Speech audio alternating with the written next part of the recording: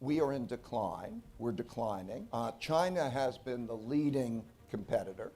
So Ray, you talked about the fact that during our lifetime, the United States has been dominant in the world. It's not as dominant today as it was 20, 30 years ago.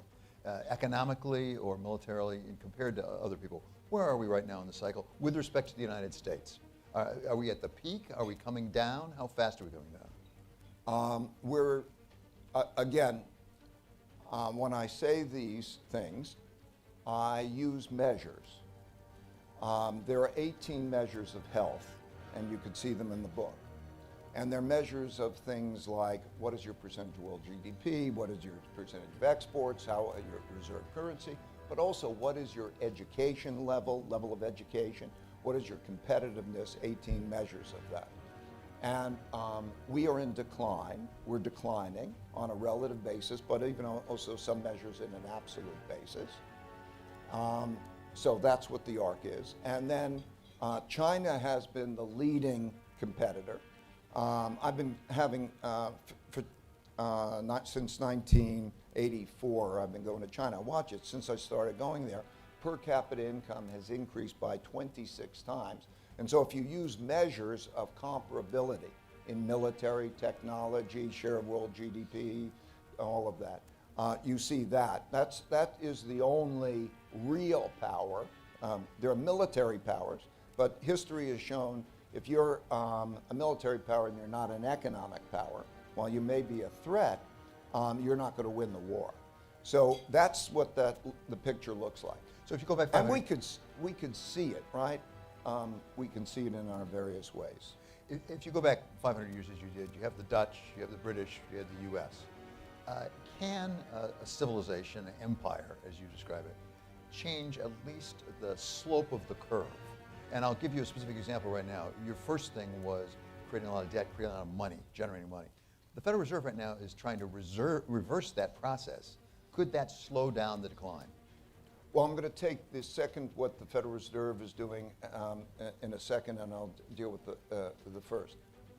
It's all a matter of basics. Do you earn more than you spend? Okay, do you have a good income statement? And do you have a good balance sheet? Do you have one or two parents who care for you and give you the guidance and the values? Can I go to a good public school and have food and health care and come out with an environment of equal opportunity? That's all you need. That's all you need. Because if you do those things, you will have a civil population that will be productive, and that you will be financially capable, strong, and so you're going to do things better and better, and you'll be strong. So it comes down to those fundamentals. When I look at one country or another and I'm thinking, where do I want to invest? It's like I'm looking at those things. Do they have a problem with internal conflict, or is it orderly? Just those basics. Now, the question is, can we do those basics? Okay? So, how are we doing on those basics? You have measures to judge that. Yes, we can do it. And I think the most important thing is how we are with each other. Like,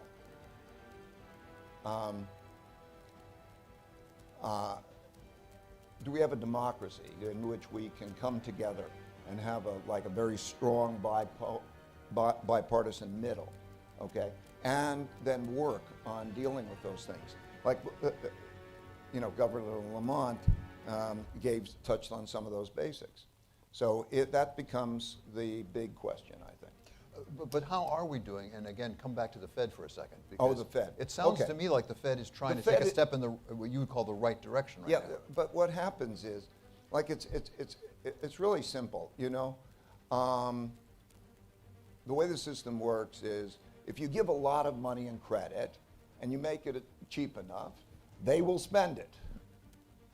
Okay, but when you create debt, it's stimulative over the short run and depressing over the long run. Because when you have to pay it back, then you have to earn more than you spend to pay it back. So what do you do with that debt? Okay, if you make it tough to pay it back, then what happens is you have an economic downturn. If you make it easy, you print the money. And that's the cycle.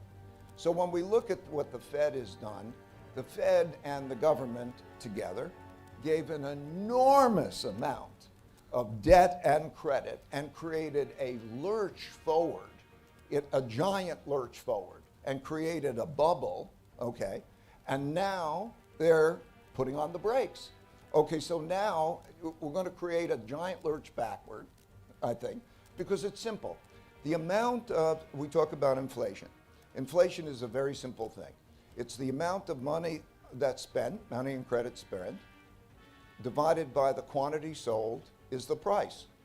And so if you take that money away, then you can't get rid of inflation. The way you get rid of inflation is to get people to spend less. And that is what an economic downturn. So the cycle goes like that, and then when you get to the point where, let's say, the economic pain is greater than the inflation pain, then you see them do the opposite. So we're going through that particular cycle. So it's, I think, a delusion to believe that, okay, what they're going to do is deal with inflation, and it'll all go away because they'll deal with inflation by doing that without realizing what that means in terms of that, what that means of buying power. Think about the supply-demand of bonds, just to give you, we have to sell debt. Well, the government is going to borrow, central government's going to borrow about 5% of GDP, so they have to sell bonds in that amount. The Federal Reserve is going to sell, or have run off the balance sheet, about 5% of GDP. That's 10% of GDP. Okay, who's going to buy the bonds? Who's going to buy that? Oh, now they don't want to buy the bonds. We've had, pension funds, others, they don't want to buy that bonds. Foreigners don't want to buy the bonds. So then the way that works is interest rates have got to go up to a level that constricts private credit demand. And when that happens, then there's less spending. That's the mechanics. So there's that trade-off, and I think we're going to be in an environment in which they're trying to navigate these two difficult, you don't want too much inflation, and you don't want too weak an economy, and so they're trying to navigate that, which will be probably something like the 70s. And that's all happening in the context of the political conflict, which is very important, right, and the international conflict, because the international conflict has bearing on things like inflation, supply lines, and all of that. You just said something briefly, something like the 70s. And my question is, what are we in store for here? I mean, we had, in some ways, like 7 years of feast, and now we have 7 years of famine. Is that what we're looking at right now in order to get inflation back in line? Because thus far, the Fed is being pretty convincing to a lot of people. They really mean what they say. Yes, and the consequences, just everybody, is, do you understand what that means? That's great. They mean what they say. What they've done is they've produced this giant lurch forward. And now, yes, they will raise interest rates to the point that there's enough economic pain and financial market pain to deal with that. And it'll be real pain, no question about it, not least in the form of unemployment, in all likelihood, that we're going to have. At the same point, from your point of view, your perspective on history, despite the pain, is it the right thing to do? Because in the long run, even the people who make less are hurt by inflation more than anybody else is. The key, of course, is to try to get the balance as best as we can. I call it a beautiful deleveraging. You need a beautiful deleveraging. How do, in history, debts decline relative to incomes? So you could go back and see the mechanics of that.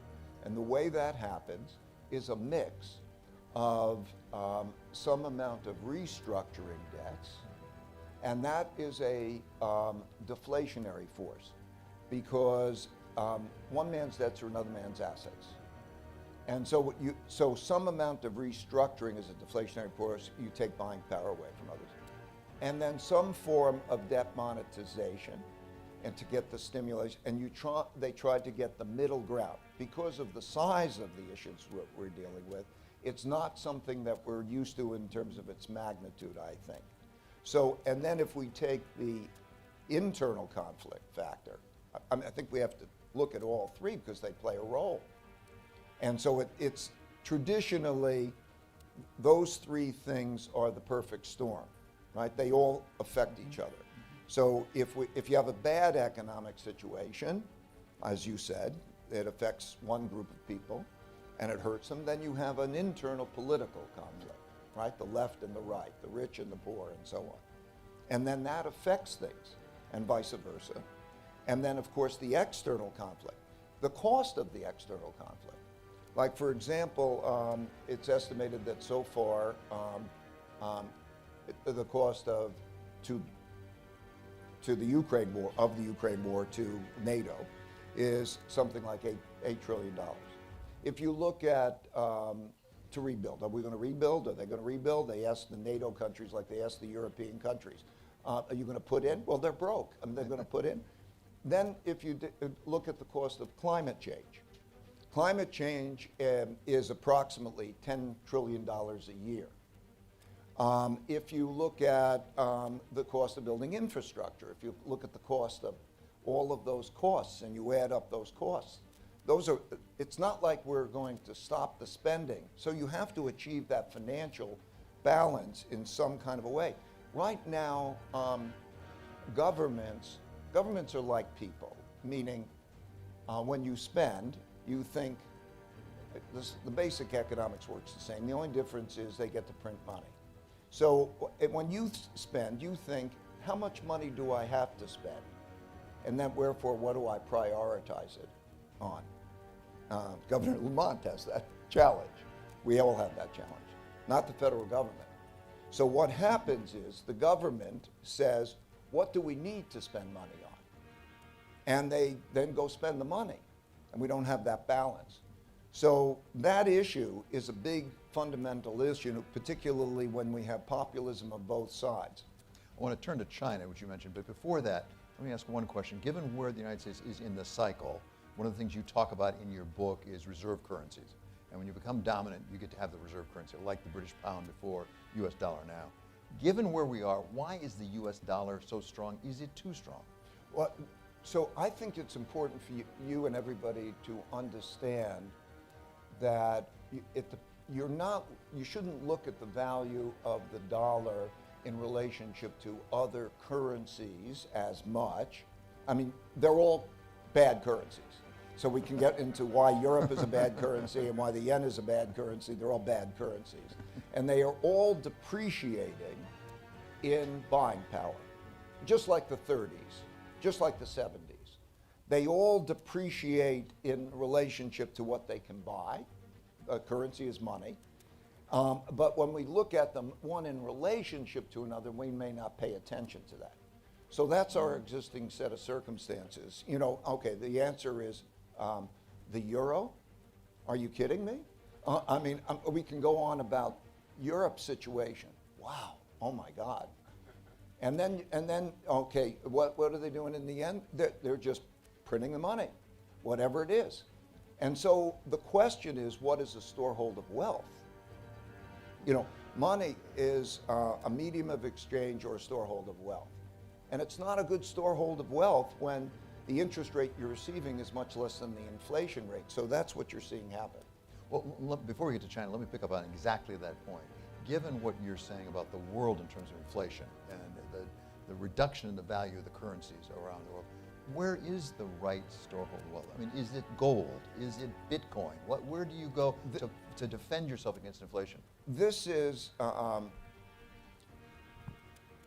question of our time. We will, over the next 10 years, certainly, I think, be trying to find the answer of what is the storehold of wealth, because usually it's a money and then a debt instrument in holding that money. But as that goes down, then there is the question of what it is. What is that currency and storehold of wealth? So we're in that place. It's always handy to be the thing that is your buying power. You're going to see it more in inflation hedge assets. So like if you're thinking about a bond, it's better to think about an inflation hedge bond than to think about a TIPS or inflation hedge assets along those lines. And I think that you're going to see then the parts of the economy. So, like, I think basically, if I was saving, what would I want to save in? I'd like to save in the things I know that I'm going to need. So I would like to save in, like, my residence, my house. I would like to save, if I could, pay forward my kids' education, pay forward the food or the health care that I can, and so on. I would want to save in those things to buy forward the things I need, most fundamentally. I think if we start to think that way, not only in terms of the investment, but what are even the meat and potatoes type of businesses that are doing that? And then also, I think that you have to think geographically. Where is best in the world? Okay, and I'll say that best in the world are countries in which they're earning more than they're spending, and their balance sheets have more assets and liabilities on them, that they're civil with each other, and they're not in conflict, and they're not in risk of an international war. It's basically those fundamentals. And then I would say we are in an intellectual revolution, that our capacity to invent and think and use technologies to help us think has never been greater than before. And so those revolutionary type of technologies, when they're cutting edge, I think that those are good investments. And I think then what you have to do is also diversify. That, because the thing I learned is it's all return in relation to risk. Everybody looks at how much return you make, but it only takes one time to knock you out. You know, Bridgewater's been doing this 47 years, and we survived. You have to survive first. It only takes one time to knock you out of the game.